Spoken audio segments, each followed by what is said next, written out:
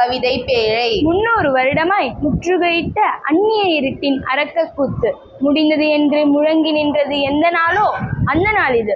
செத்த பிணமாய் சீவனில்லாமல் மொத்த தேசத்தையும் முற்றுகையிட்ட மூட மூட நீர் மூட உறக்கத்தை ஓட ஓட விரட்டி அடித்து விழிக்க வைத்தது, வையம் வியக்க வைத்தது எந்த நாளோ அந்த நாள் இது.